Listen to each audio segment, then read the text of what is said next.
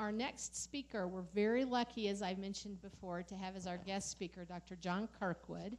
And he's going to talk about the history of melanoma immunotherapy. I asked him to create a talk for us that would allow us all to benefit from the depth of his understanding and knowledge of immunotherapy and what kind of a role it plays in melanoma, because I agree with what Ken said, which is that probably our best chance of a complete cure is probably through immunotherapy, because it can get all of those cells, every one of them. It's harder to escape if your immune system's after it. Thank you, Sensi. It's a true pleasure to be here in what probably is, if not the most, at least the second most sunny city in the country. Where I come from, Pittsburgh is the second least sunny city, and used to be actually pretty easy to get in and out of Pittsburgh to Utah. I think I gave a grand rounds here 8 or 10 years ago when you could even get directly there, but it ain't true anymore.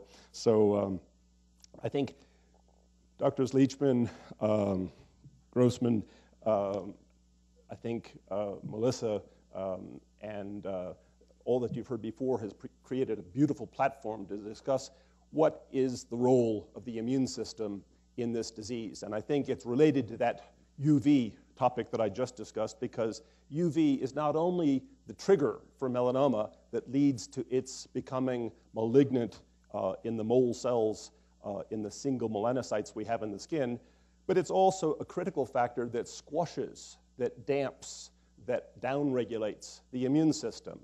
And it is that understanding that there is a duality in what we have to do that Ken has so prettily shown in the elegant studies in CML, where only the tumor target had to be hit, that we really need in melanoma to think about how we hit not only the tumor, but also the host, so as to squash the tumor and boost the host response.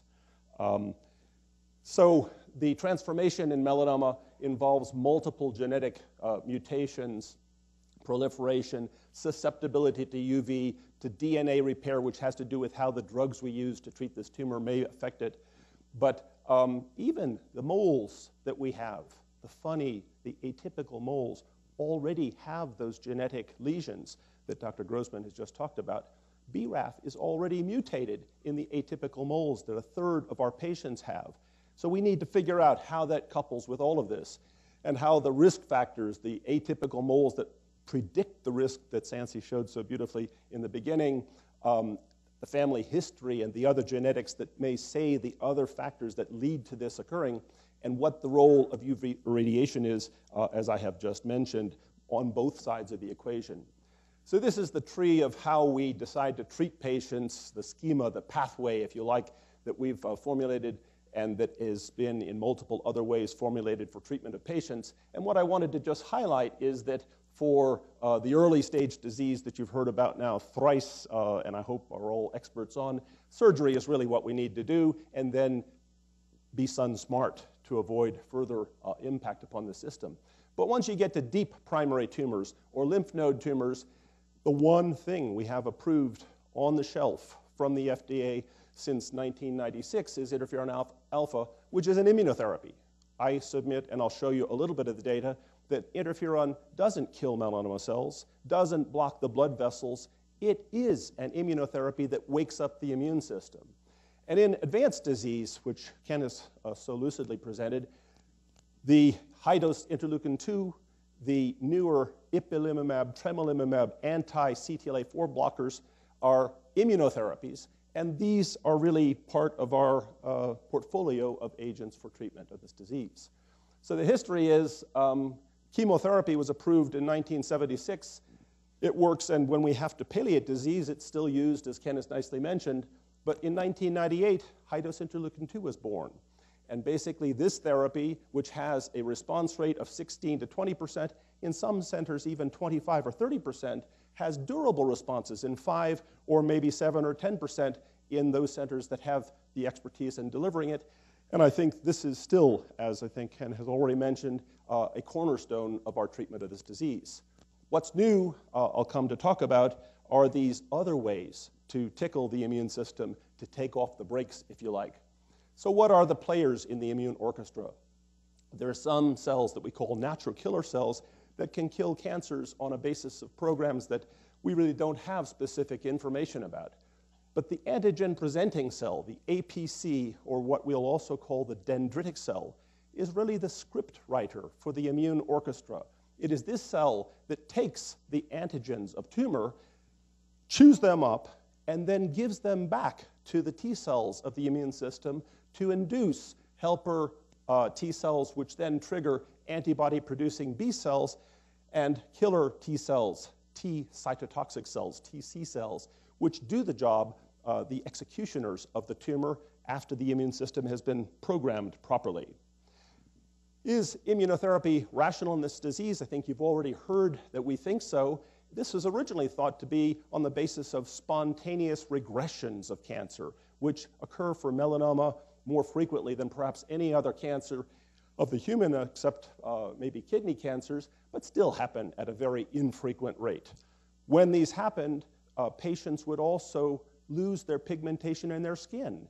And this concordance of destruction of pigment in the skin and other phenomena we know of as autoimmunity was seen spontaneously in an infrequent patient here and there, is seen more frequently with interleukin-2, where in 1987, thyroid abnormalities were found to be corresponding to benefit in patients treated with interleukin-2. About 5 years ago, we discovered that patients who are treated with interferons develop autoimmunity. Again, the thyroid, which is affected, and in those patients, the benefit isn't the 30% benefit we see over the whole spectrum of patients, but it's 50 times higher. So there is this connection of things happening in the immune system and things happening against the tumor that make us think that the immune system is working in those patients. But pathology tells us a lot, and we almost don't call a melanoma when we're looking at the process in the skin unless there's a sea of lymphocytes underneath the cancer. These tumor-infiltrating or tumor-observing lymphocytes are the hallmark of the host immune response that is proof of what I began to say in the beginning is this dialogue between the tumor and the host immune system. And it is understanding this immunobiology which will lead us in the end to the elegant things that Ken has already presented for the tumor circuitry. When we understand the immune circuitry, we'll have all of the tools to treat this cancer. Dendritic cells, the antigen-presenting instructor cells, immune-modulating antibodies, which can regulate how active the immune system is, taking cells from one patient out to the test tube and back into the patient, what we call adoptive transfer, and then, ultimately, when we're really smart, as I'll come to at the close of my time, vaccines. So I'm not going to make you dizzy with all of these, but just show you the factors that we know on the dendritic cell and the T cell that are the communications links. And the communications links, all of these molecules of the instructor cell and all of these molecules which then signal the T cell positively to ramp up, are how we can make the immune system more effective. And there are others that are downregulators, PD-1 and CTLA-4, which turn off the immune response. So we can turn off the off response, a double negative, and make it a positive response. And so these are the links by which we can modulate the immune system to do better jobs. And how we began, since Sensei asked me to talk about the history of this, and I began playing in the laboratory with melanoma cells in 1967, I can tell you that we had very crude stimulants. You've all probably heard of BCG. This is an attenuated tubercle bacillus that is a very, very immunostimulating factor, but a very non-specific one, which was actually used in the late 60s, early 70s, and straight through to the 90s. We'll come back and show you some data on this. In Pittsburgh, in the 80s, when we founded the Cancer Institute there, a Japanese agent called OK432, which is a next generation of these, was present. But now we have what are called the CPGs. These are very, very potent, very specific activators of what we know as toll-like receptors, which are, again, triggers of immunity that we can turn on in the host. So this is 1673, and if anybody wants to know, this is the first trial in the 6th Committee, written in 1973 in the Eastern Cooperative Oncology Group, which tested BCG as a therapy of patients with melanoma. Early stage patients got BCG or observation. Later stage patients got BCG or BCG and chemotherapy. And these are the outcomes in the two groups. Little differences, no cigar, no lasting effect. The current more potent stimulants bind receptors that are very potent stimulants to the whole immune system and now have either got rationale for application alone or maybe stronger rationale, as I'll come to in a minute, with vaccines that are new ways to trigger the immune response.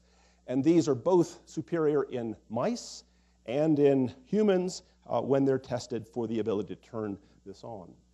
So the interleukin-2 monotherapy, Dr. Grossman has already mentioned. I think we'll just jump ahead to say that the benefits in patients who got complete responses or complete and partial responses are really most notable in that once you get a response, it's there maybe forever. So there is hesitation to use the C word, but I think the real hope, the real belief that we have, and I have dozens of patients we've treated with interleukin-2 who continue to follow up a decade, 2 decades later, is that those patients really were cured. Interferons, where my life really began in the early 80s, late 70s, was with this molecule, recombinant alpha-2b interferon. The more recent forms attached to polyethylene glycol, or PEG, a big lumbering molecule that keeps this interferon around for a longer time, allows you to give it once a week, not every day, are perhaps newer forms that will achieve FDA approval in the year to come. But the trials that we've done, and there are actually 14 trials I could have shown you worldwide, have every single time shown benefits of the interferons in preventing relapse when we give this in addition to surgery for patients with high-risk melanomas. The problem is that patients can't continue the treatment. As Melissa was very gracious to say, this is the drug patients hate to love or love to hate, but it's a drug which is so toxic that we only could get 3/4 of patients through the first year. Again, 87% the second trial, 90% the third trial. So we finally learned how to support patients through this, but this is a treatment that takes all the efforts of all of our doctors and all of our nurses to support people through because it is so toxic. We had hoped that pegylated interferons, given as you can give them once a week, would be possible to give for out to 5 years. But as you see here, only 30% of patients actually able to take this through 5 years. So this is, again, not a way to give continuous therapy. But the good news is that once patients had not relapsed by 2 to 5 years, they never relapsed with this treatment. And in fact, this is replicated in a second large trial, replicated compared to a vaccine in a third large trial. And the numbers that are here, the 1.38, 1.24, 1.33, is for the whole patient group who did not get treatment, the likelihood that they would relapse. Ultimately, they would relapse and perhaps experience life-threatening events if they did not get treated. That means the chances that a patient treated with interferon would not relapse are 40%, 24%, or 33%. I think we all think about 33% is now the right number, less likely to ever relapse with this treatment. The European groups have tested intermediate doses, the pegylated interferon treatments. The only message from this is that there are benefits, clear benefits, seen with both of these intermediate dose regimens. These benefits are slightly less than the benefit of high-dose interferon. They are not so much seen in terms of overall survival, which we have twice shown the high-dose interferon does improve. And I think these have yet to achieve US FDA approval, so I think we'll pass from this until that's the case. So interferon, in summary, prevents relapse in about 18 to 33% of patients. High-dose regimens are the only ones demonstrated to improve survival. Tumor response is 3 times better when you treat a patient who is operable for cure than when you treat a patient who has disease that cannot be operated. This says to us that treatment in the adjuvant setting is qualitatively better than if we wait until the disease has come back and cannot be operated. And this is the rationale for not only the interferons, but now for the anti-CTLA-4 blocking antibodies to bring these from treatment of advanced disease into the treatment of earlier disease. Ultimately, I think when we really understand vaccination, the use of interferons and vaccination together will be the most appropriate. So vaccines are the really holy grail that we've been seeking in this disease for a very long time. This antigen-presenting cell we talked about in the beginning teaches the killer T cell to destroy the tumor on the basis of its recognition of specific antigens, markers, flags on the surface of the tumor that bring the missiles of the immune system to bear upon the tumor. Human melanomas express multiple antigens that we know are different from normal tissues. Cancer-fighting cytotoxic T lymphocytes, CTLs, prevent to control tumor in our patients, in a number of patients, and we need to know how better to do this. The vaccines that we have are often multiple, and I'll show you a little bit about this. But this is the list of the antigens we have that we can target. Markers that are the melanocyte markers, the mole cell markers, are called lineage antigens. The ones that are more cancer-specific are called germline or cancer-testis antigens because in the adult, they're only expressed in germline tissues.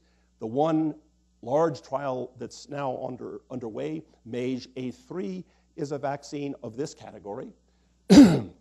Newer antigens called the ESO1, New York esophageal cancer marker 1, are also found in melanoma and will be subsequent targets of vaccine immunotherapy. But this is a treatment approach which isn't suitable for all patients. Melanoma patients have different tissue antigens. We all have different antigens. The same antigens that prevent you from transplanting kidneys from one patient to another prevent you from immunizing all patients with the same antigens. So we need to know class 1 antigens. MHC class 1 is what guides the killer T cell. MHC class 2 is what guides the helper T cell. This is why when you consider vaccines, we have to type your histocompatibility antigens. So this is the complexity for the tailoring of immunotherapy. One very large trial that we've conducted in the Eastern group took patients who were A2 positive. HLA-A2 is one tissue antigen type in which we had 3 markers of melanoma, MART-melan-A, GP100, and tyrosinase, to immunize patients with. And we immunized patients with or without interferon, with or without growth factor called GM-CSF. These didn't seem to make any particular difference, but the remarkable thing was that patients who got an immune response did dramatically better, twofold better in terms of their survival than patients who didn't get an immune response. So this is at least proof of concept, suggesting that if you could induce immunity, you could protect patients from things that are life-threatening events from their tumors. And this is not proof that this works to prolong survival. This is proof of concept suggestion that the immunization, when it has an effect on the immune system, benefits our patients.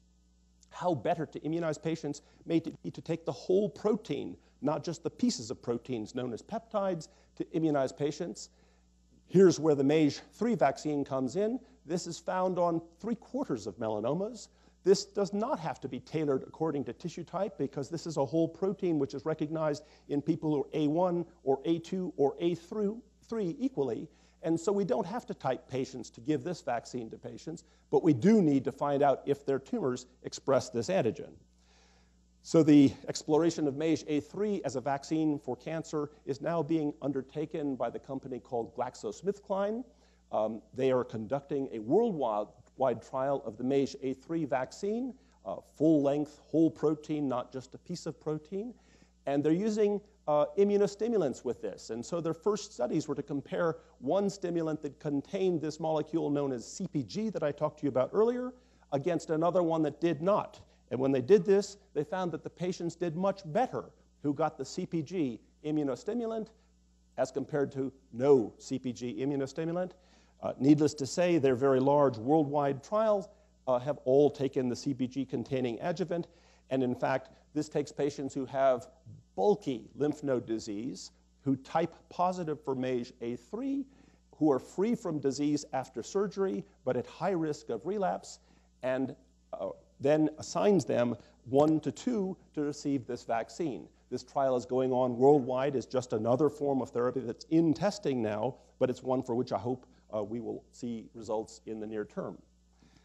It is not just the whole protein that can be used to vaccinate patients. You can take the DNA that codes for the marker antigen and use this to either immunize the patient or to instruct the dendritic cell to better immunize the patient. And so these trials using DNA to immunize don't have to be selected according to tissue type either. In fact, DNA vaccinations are going on with one antigen known as HLA-B7, which restores markers to the surface of the tumor cell in a trial that is actually being completed, and hopefully within the next year, called Allovectin B7, will show us results that may or may not hit the mark and get to the FDA for regulatory review. Whole cell vaccines, the simplest perhaps of all the approaches, take the whole tumor cell, culture it up, and administer this to patients, have been really carefully tested. And these whole cell vaccines so far have shown us results that are less than we'd expected. In fact, one huge trial that Huntsman was a major participant in, and many other centers across the country, compared that old immunostimulant known as BCG against BCG with the Canvaxin vaccine, which is a whole cell vaccine. For those of you who can see the numbers here, 59% of people who got the vaccine and had stage 3 disease were alive at 5 years, but 68% who got placebo. What does this mean to you? This means that we probably hurt patients in this trial. This trial is the reason for doing randomized trials. They stopped this trial early because it was actually affecting our patients adversely. So you'd say to yourself, a vaccine can't hurt anyone, but it isn't true. One of the major lessons is nothing we do should be done except in carefully controlled, randomized fashion so that when we make a mistake, we find it early and stop this. So how could a vaccine hurt our patients? How could immunizing patients accelerate the disease, increase the likelihood of death? We'll come back to that, but just because the graphs are worth 1,000 words, I show you the results in stage 4, in stage 3, BCG better than the vaccine, BCG better than the vaccine, both for disease-free survival on the top and for overall survival on the bottom. The reason this trial was stopped early. Other ways to take whole cell vaccines forward are using dendritic cells. These are now ongoing. In fact, in Pittsburgh, we have a polarized dendritic cell, which is 30-fold more potent than any we've ever tested before, which we're using with peptides to better immunize patients with active disease. And there are many results that suggest you can induce complete responses and partial responses in phase 2 trials and in phase 3 trials with dendritic cell-based vaccines, which I think for the future will allow us hope that this has a way forward in our treatment of patients in vaccine therapy. Whole cell vaccines can also be used in a way, adoptive T-cell transfer, where T-cells taken and engineered can be given back to patients. This is extremely complex technology, and I really won't spend much longer here to say anything about this because doing phase 3 trials of this has yet to happen in multi-center trials that are really credible basis of forward progress. So the hallmarks of immune responses are that responses are durable, last for years. A subset of patients, perhaps up to 10%, can have major responses even in stage 4 disease, but that these need to be improved by the newer means to alter the regulation of the immune system. So CTLA-4, the final part of my talk, basically is, if you will, the way to take the brakes off. The gas, in this case, is a linkage which has one known pathway in the tumor cell, but the brakes, the means to stop the inhibition of the immune system, another approach that I think we've seen great results with. Vaccines may be what is like the steering wheel, tell the host immune system which to target in its immune response. So the ways to do this are myriad. These include antibodies called anti-CD40, anti-CD80, anti-CD137, which all have been in trial over the past several years, but where the greatest progress so far has been with two, one called Ipilimumab, made by Bristol-Myers Squibb and Medarex, the other one called Tremelimumab, made by Pfizer, which both block the brakes and which have, in treatment exposure to patients with advanced disease, shown effects that often don't happen in the first 6 to 12 weeks. In fact, patients sometimes show progression of disease on this treatment before they have major and even ultimately complete response, so that a whole thought of how to assess patients on these treatments has to differ.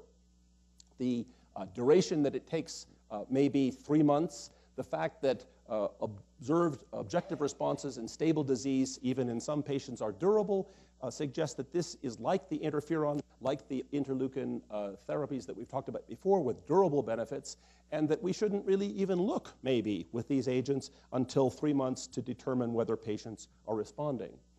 The big splash, June 2nd, I guess it was, in Chicago, was this trial, the MDX-20 trial, reported by Bristol Myers Squibb and Medarex, where patients got either this anti-CTLA-4 blocking antibody and a vaccine, or the anti-CTLA-4 and placebo, or the vaccine and placebo. So the opportunities were to compare 2 treatments with the Ipi drug versus a vaccine, not a conventional control, but one which allowed this trial to be done in a randomized, placebo-controlled fashion so that no one would be able to guess who was getting what during the trial.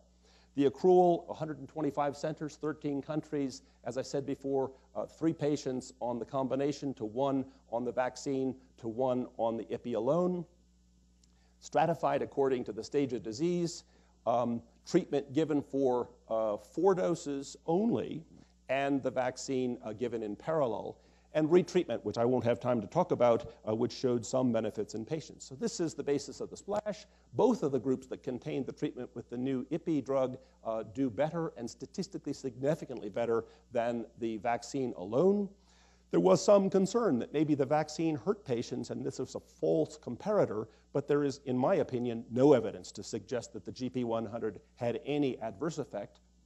When we have 2 years to look at, 2-year impact is 14% of patients alive who got the vaccine, 24 or 22% of the patients who got the combination or the Ipi alone. Ipi alone is 24% better than the combination. But this is really a statistically significant result, approximately 1/3 less likelihood of dying for patients who got the Ipilimumab in this trial, and a highly significant 0.0004 significance. Toxicities of note, grade 3 and grade 4 toxicities with the Ipilimumab seen in 10 to 12%. Notable that there was death due to the immune response to the colon often, with colitis, raging torrential colitis in these patients in 1 to 2% of patients, so not a drug to be given without the ability to support patients. So my final slide, really the summary of immunotherapy in melanoma, that we have solid worldwide data for interferon, showing that it prevents relapse in the adjuvant setting, prolongs overall survival in patients with high-risk disease. Intermediate dosages have a benefit, is maybe less, and it maybe works only in patients with microscopic disease, not bulky disease in their lymph nodes. The duration of therapy is really a political football still. We do not know how long to give this agent. Vaccines tested and very promising. We hope for future adjuvant treatment of this disease. In the advanced setting, where we cannot operate disease away, interleukin-2, a clear cornerstone of the field, anti-CTLA-4, a significant effect, the first positive phase 3 trial reported a month ago now. Vaccines, which have an investigational role, and when we really get smart with the immune system, will likely be given in combinations. Understanding of how the immune response does this, the key to making better interventions and tailoring therapies to the right patient for the right agent. Autoimmunity, I haven't had time to talk about, but I think is, as I mentioned in the beginning, a key, because the patients who develop autoimmunity, these other corollary collateral damage effects of the immunotherapies, seem to be the very patients who develop the greatest benefit from these. But what we really want to understand is which patients are getting the right immune response, and that's what we're studying in the laboratory. I think when we have these biomarkers, we'll know which patients to treat and exactly how to treat them. And I think with that, I'll stop.